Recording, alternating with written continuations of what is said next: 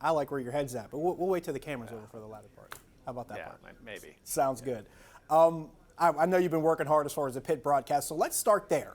We saw the big win last week against Austin Peay, 55-0. I saw your comments on the number one Cochran Sports Showdown Sunday night. We talked about, or you and Mark Cabali and Bob Pompian and Rich Walsh talked about just how Pitt played the way that they did and pretty much took care of an opponent they were supposed to beat. But now they have a conference game coming up. It's their ACC home opener. Syracuse is on their way in. They're off of a loss in North Carolina. If you're trying to gauge from one game to the next, knowing that the competition's obviously going to change, do your expectations change that much from what you expect from Pitt, Jeff? Yeah, it's the big question. How does that carry over into what happens against an ACC foe?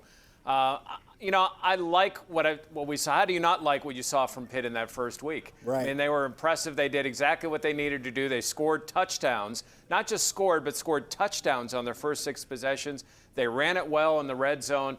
But how is that going to translate? And that question won't be answered until they have a game against a tougher foe. Syracuse is a tougher foe. They're not an elite ACC team. In fact, they're probably not even middle-of-the-road ACC team.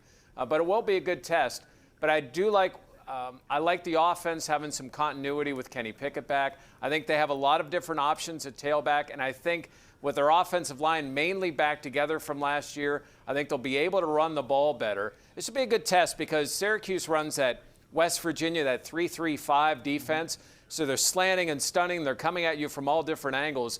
So how will Pitt do blocking against all of that movement? I think that's going to be a big key to this game tomorrow. One thing that stuck out to me, Jeff, you mentioned the success running the football, but for me also, with Kenny Pickett back there in the pocket, you saw him have enough protection to have enough time to make his read and be decisive and get the ball out. I was really impressed with that too. And I guess my next question would be, we saw the success in the run game. Do you expect to see even more of an evolution with Kenny Pickett as the conference schedule comes along? Yeah, I would think so. And, they've got some nice young talents. I mean, Jordan Addison, I've never heard Pat Narduzzi talk up a freshman like he's talked up Jordan Addison. And you don't often see a true freshman returning kicks either in those pressure situations. So they have good feelings about him. They have DJ Turner, who scored a touchdown, who transferred from Maryland. They didn't even play with Taysir Mack.